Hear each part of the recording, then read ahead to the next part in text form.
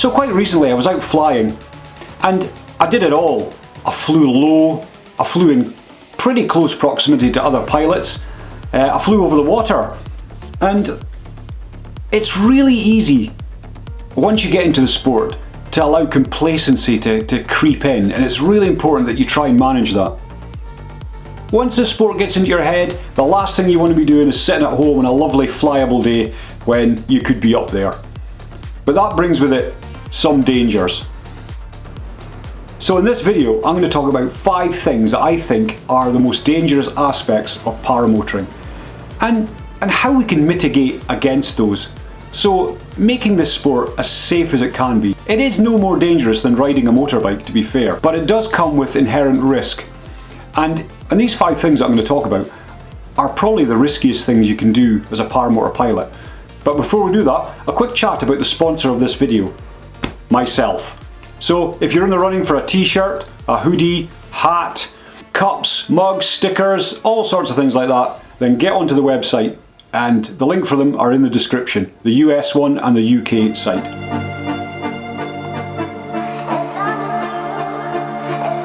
Thanks. Right, let's go on to risk number 1.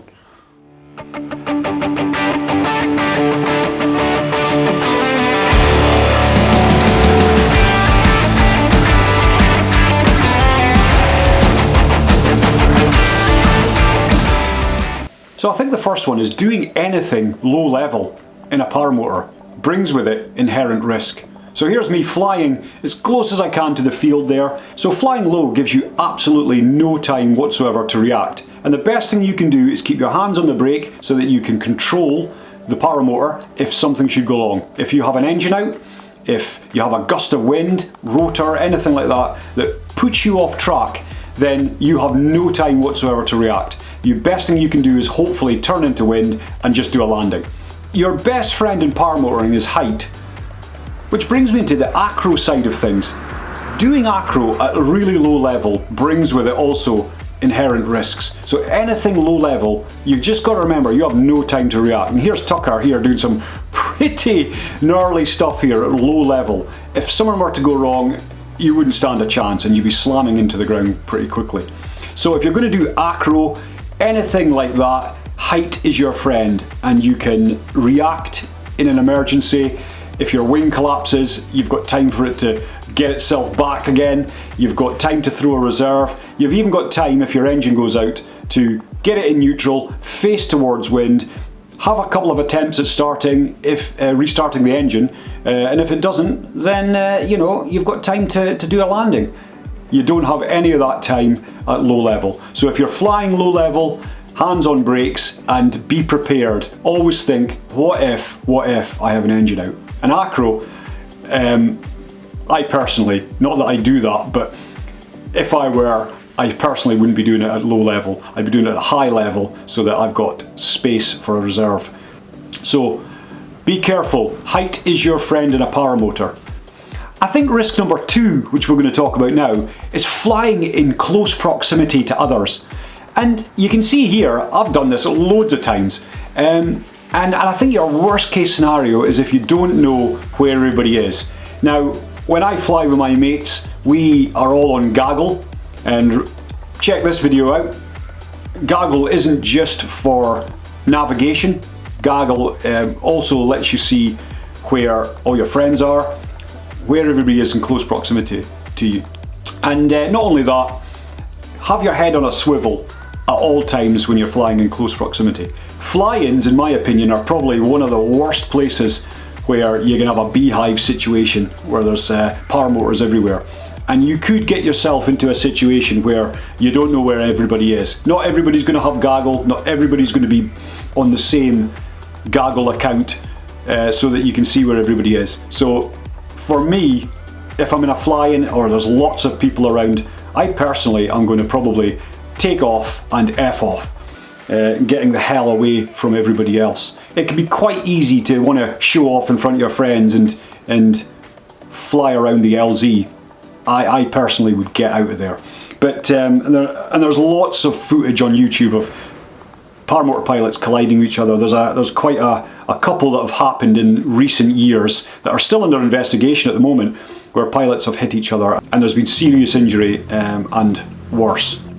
Number 3, there was a spate quite a long time ago where it was one of the highest percentages of death in paramotor pilots was flying over water. You've got to remember, you've got 30 odd kilograms on your back with your reserve, your flight suit on, all your stuff, and that'll just pull you under the water. So flying above deep water, in my opinion, is an absolute no-no unless you're prepared. Now, how can you prepare? How can you mitigate against that risk?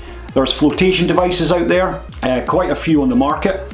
If you hit the water, then this will inflate and stop you from getting dragged under the water. If you're going to do something crazy like Mark Honeycutt here, who flew over to an oil platform, then yeah. Or some guys from the UK flew across the channel to France from the UK. But, you know, this was all planned. They had chase boats, they had flotation devices, they knew what they were doing, they had transponders, everything like that. And Mark Honeycutt had the same thing. But if you're going to start flying over water, deep water, without flotation devices or anything like that, foot dragging, etc., as soon as something goes wrong, you hit that water, you're going under. And there's a couple of videos on YouTube where guys have hit the water and they've unbuckled themselves before they hit the water so that they can swim out and stop that paramotor from pulling them under. Or even your wing can pull you under as well. So you've got to be very careful. And you can see me here flying over the beach, and I've done this many times, and I mitigate that because the water's quite shallow. I also fly at a height where I feel that if I had an engine out, I'd be able to fly back onto the beach or float down onto the beach.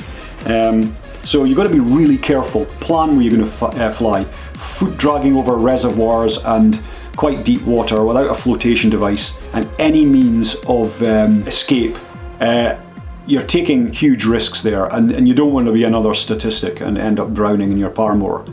So, flotation device, shallow water, things like that. I think another one, this is quite a controversial one, and I can't believe I'm saying that, but people actually fly without a reserve. There are a few arguments. Some guys will say, well, I never fly above 500 feet, which I think any paramotor at some point in their life has flown over 500 feet. And I think having a reserve, as that's that last lifeline, I think it's worth having. Some would argue that there's quite a lot of reserves out there that are not steerable, and so you take your life into your own hands. But I think it's better to have it than not need it, than to need it and not have it. And there are numerous YouTube videos out there of reserves being thrown, and most people, virtually all, make it to the ground safely. And also, when you're flying with a reserve as well, it's good to, whether it's front mounted, right hand or left hand, it's good to get that muscle memory going while you're flying and just have a little practice. What if, you know, do I have to cut my engine first? Where's my reserve? Pull, throw, just feel it. Feel where that reserve handle is when you're flying. Know where it is, because when things go wrong, they're going to go wrong quickly. Again, height is your friend in a paramotor, no matter what you're doing. And so if you have to throw a reserve and you throw it at height, you've got plenty of time. I think number 5, and this is my last one, I think weather is a gigantic part in paramotor flying. And I don't know any paramotor pilots that aren't obsessed with the weather. Every morning when I get up, the first thing I do is I'm on weather apps having a look to see, is it flyable today? Is it flyable in a couple of days? I like to know what the weather is. And it's really easy for you to not bother with that and just look at the wind and go, I can take off in that. But what's the weather doing at height, at 1,000 feet, at 2,000 feet, you know? Has the weather dramatically increased? Is there rain coming? Is there snow coming? Anything like that. I've been caught in rain before, as you can see here, and I didn't know it was coming. And to be quite frank, I didn't look at the weather forecast. I looked at the wind only.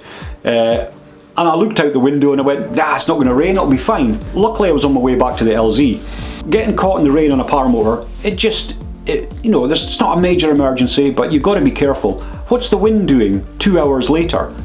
By the time you get to your LZ, unpack, get your gear ready, take off.